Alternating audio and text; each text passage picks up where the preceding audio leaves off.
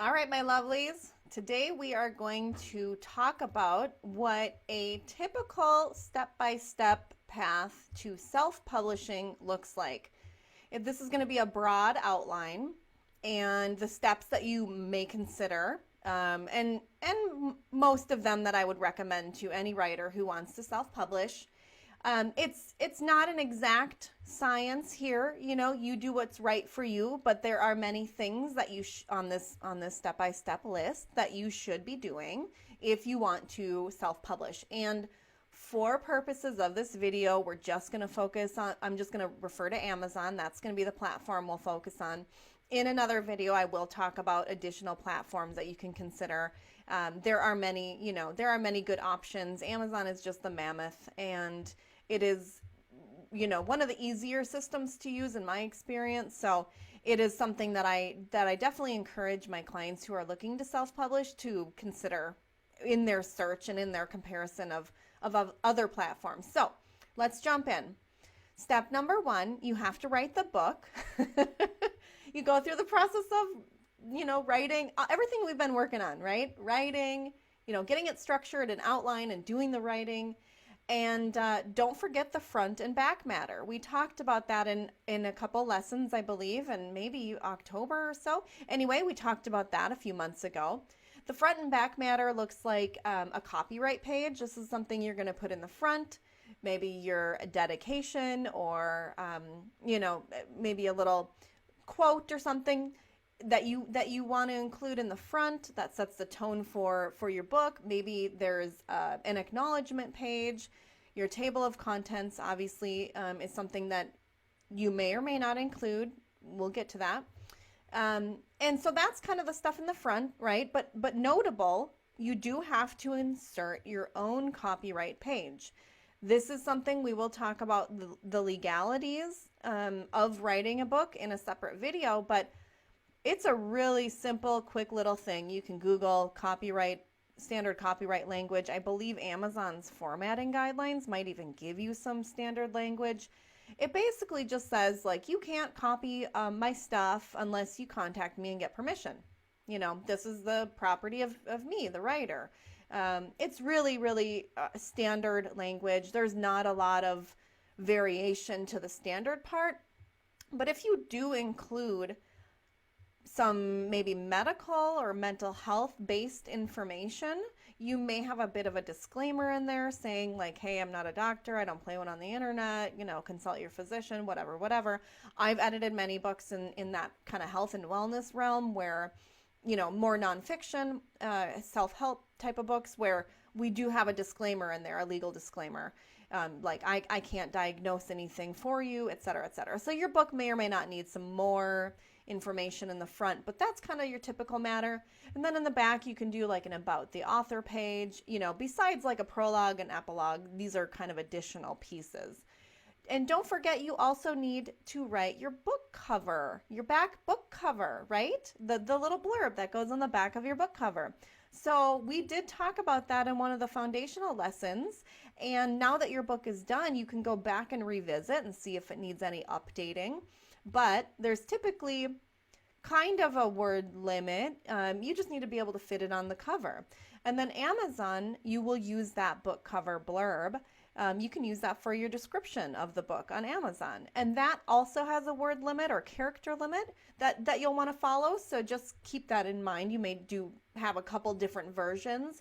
You might have more space to include more information on the Amazon description field.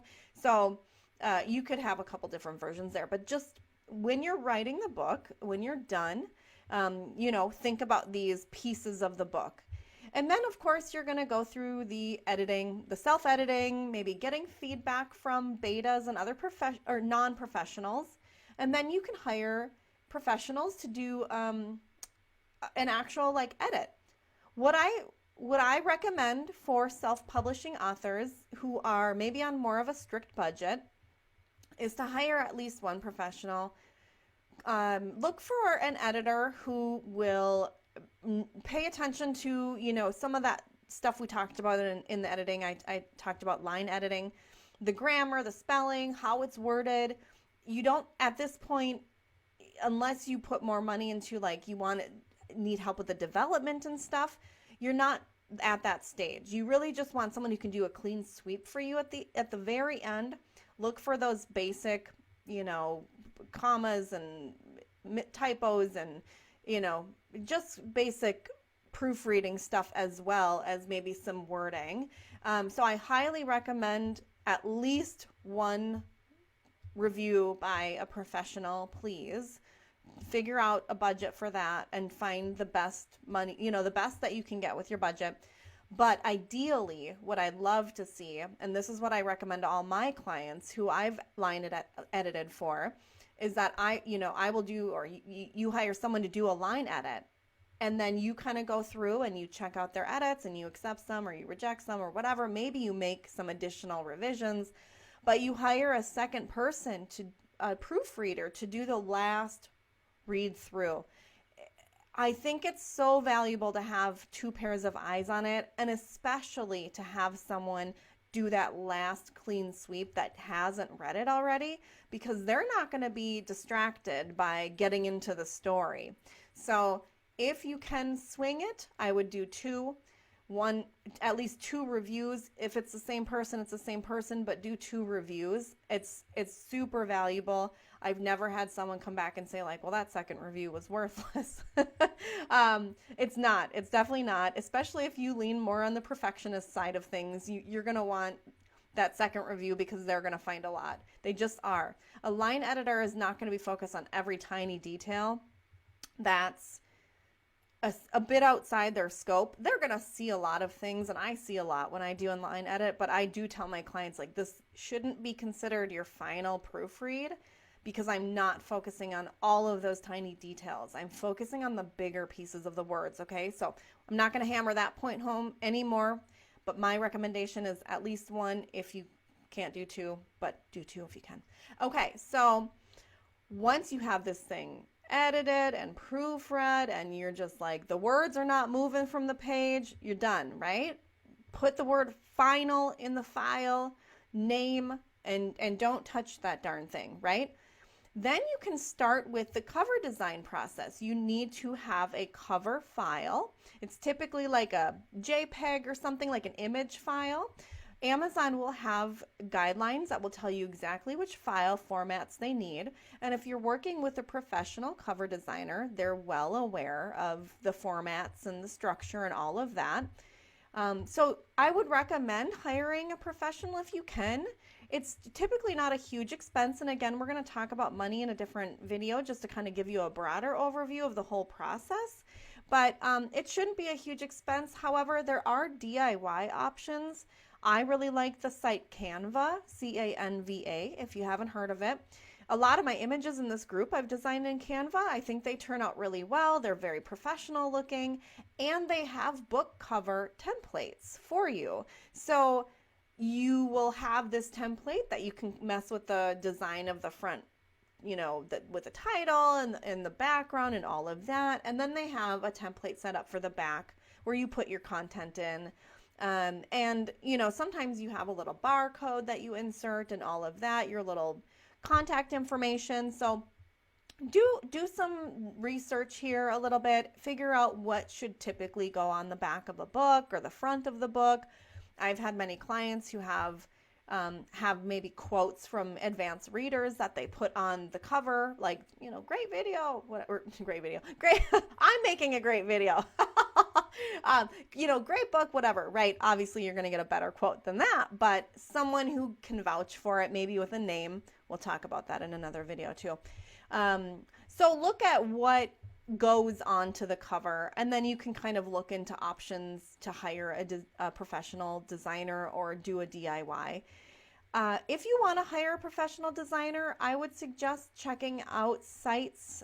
You can do a Google search, of course, but check out the freelancer sites online. Fiverr probably is a decent option. Upwork, I know there's a bunch more, but that's where a lot of my clients will find cover designers, and they've had good luck. When you're doing a one and done type of project, you don't necessarily need to hire like an agent, like a design agency. You can just kind of go in and do this thing. Sometimes they'll help you. You can get a package deal with like social media promotions, little images and stuff like that. So you can find some resource that gives you a little bit more than just that book cover. And maybe you prefer that because you just don't want to mess around on all the design stuff. It's just not your forte. That's totally fine. So at this point, once your manuscript's done, you're thinking about the book cover, you're jumping into the design process. And then here's an optional person you can work with. Because once you have a manuscript, you got to kind of get it in it has to look the right way, right? At this point, it's probably just what I would say should be standard formatting, just Times New Roman on regular size paper, right? But of course, if you are doing an ebook, it's going to be something different. And if you're doing a hard copy book, it's probably going to be more like 6x9. You're gonna have it a different size and all of that. Maybe you want a header with the title. Look in some of the books that you have read in other memoirs and see what kind of design elements they have. And then determine whether you want to hire someone that is called a book designer. These people work in programs like Adobe's InDesign, things like that where they are they do a layout of the book and you see the pages and they have these little design elements like drop caps and they'll put it on 6x9 and maybe it's like a really lovely font and they do something neato with, right after I know neato doesn't tell you anything, but like a design thingy after the chapter title or number or however, but it's making it just pretty. It's one of those things that I consider optional because you can totally format this thing very plainly and no one's going to really blink an eye. But sometimes it's just, especially with a memoir, it's a bit of a more personal book, right? And you want a more personal touch. So you may consider working with a book designer. It's possible you could find a freelancer that does both book and cover design, so you might be able to kill two birds with that one stone. But definitely think about this and maybe look into it if you're leaning a little bit more towards I want a little bit more design. I've done some book design. I'm not a designer, but I have done that for clients who I love and who beg me and I can't say no. And I do more of a simple way, I don't go super fancy. I think if you can take it too far. You don't necessarily need swoopy and loopy fonts everywhere because it's going to be harder to read. You just want to think about the readers. What might they enjoy? What elements might they find touching? And, kind of oh, that's a nice touch. So optional, but find a book designer for your manuscript, for your actual pages. So if you do that or if you don't, either way, at some point you're going to need to select your publication platform. Again, we're using Amazon for this video, but there are many other ones, and you want to select the platform first before you get into the design process because you want to go there, set up your account, and download their formatting guidelines. Every online self-publishing platform will have formatting guidelines. Some are very simple, some are a bit more complex, and they don't need to make it that tricky, but they do. They continually make improvements over the years. I've seen them definitely come around the corner as far as complexity goes. But they will each have their own formatting guidelines. And really what the guidelines are going to tell you, some of the things in the guidelines are optional. Optional for, if you want this type of, if you have images to insert, if you don't listen to those guidelines, right? You skip them. But they're going to tell you okay, for 6x9, you need this amount of bleed on the margins and all of that, right? It gets really technical. You can decipher these guidelines on your own if you are pretty computer savvy and you can manage your way around Microsoft Word. And you can convert to a PDF or, all of that. Some sites require a PDF. Some allow you to upload Word documents. You're probably going to need to export out of Google Docs if you're working in Google Docs. I don't believe I have seen them take many other formats besides Word and PDF for your manuscript. But those guidelines for your chosen platform will give you all of the juicy deets. And you need to pay attention to them, because once you have, you're going to follow them to format your file. And then you're going to also figure out, are you formatting a hard copy or an ebook or both? If you are trying to publish in both formats, hard copy and ebook, there are going to be different guidelines. For example, if you've read an ebook, I'm not an ebook reader. I'm just going to throw that one out there. But I have worked with many authors who are publishing ebooks, and I've done the formatting for them. And the TOC is, the table of contents, is dealt with differently because they want it linkable. You don't have any page numbers. You don't have to worry about margins and all of that. It's a simpler format because it's, you upload it and it's converted to Kindle, and it's like beautiful and magical, and some book fairy waves her magic wand and makes it all wonderful. When you are looking at a hard copy book, you literally, what you see on your screen is what is going to be printed. So you want to make sure that things are exactly the way they need to be. So if you decide to do both ebook and hard copy, you may have two different versions of the same manuscript. So you're going to want to name them appropriately: hard copy, ebook, whatever it is. And at that point, you will upload them to your account, right? You set up the book specs, you list your keywords and your description and the title and the release date. You go through all of this stuff, fill out all of the fields, set your price, set up all of the very nitty-gritty details that Amazon's going to walk you through. This isn't that tricky. You can do this on your own. Some questions might be a little bit like, okay, how do I decide what price, right?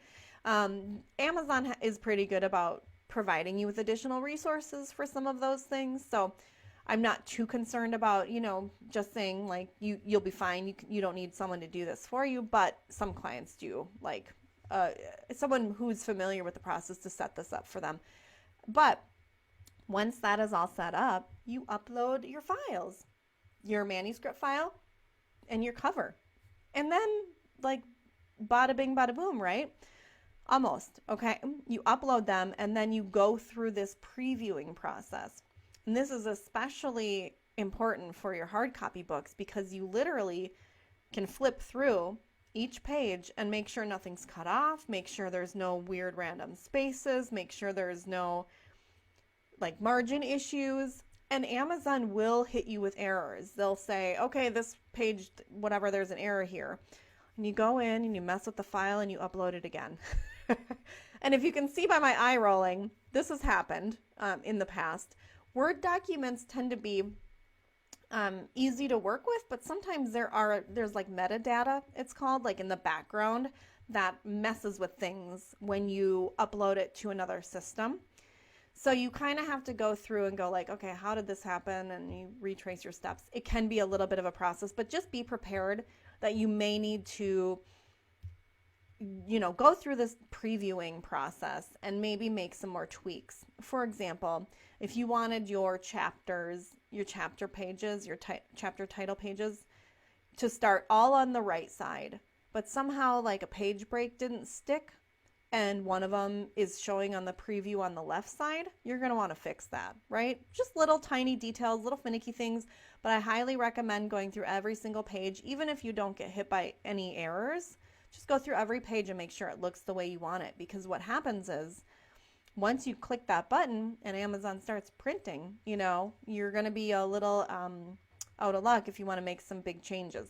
You can, of course, order and should receive a test, version or whatever, right? A hard copy for your very own to really see the actual book before you print out the millions that you're going to sell, right?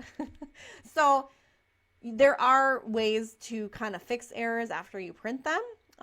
There could be costs involved in that. You're going to have to research that based on your publishing platform that you choose. But really, once you upload everything and everything passes the previewing tests, you're done. You've published. You're a published author. And then you just go promote and you get this baby sold, right? So those are the basic steps. The basic steps for publishing on a self-publishing platform like Amazon. And again, I mentioned some of these are optional, some are not. You're going to have the appropriate formatting applied to the document and all of that, right? But you can choose to work with different professionals that offer different services. You can choose to use a more DIY approach, very simplified, just sort of like get this baby, out there and published, and we don't necessarily care how it looks.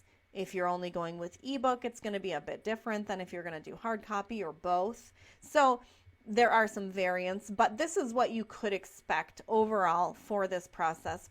And it really, once you have the book written, it's not going to take very long to go through this process. I would anticipate maybe a month to get like a cover designed and, make sure your back cover copy's solid. And, barring and working with an editor or proofreader, let's pretend that's already done, but maybe like a month to get the cover design and all of the formatting done. If you're working with a book designer, they may need a week or two, a couple weeks. And then you'll have some files and you're good to go. You can upload them within a couple hours. You should have the upload done, and hopefully the previewer, will show you that everything looks magnificent, and there you go. So that is the video for today, just to give you a broad overview of what this looks like as far as the steps to do it. And then we're going to continue talking about this process. I'm going to jump more into the traditional process as well, what it looks like to get your book traditionally published. That's going to be a much longer path, so stay tuned for more details on that, and we're just going to continue the fun. I can't give you all the details yet. You have to keep coming back.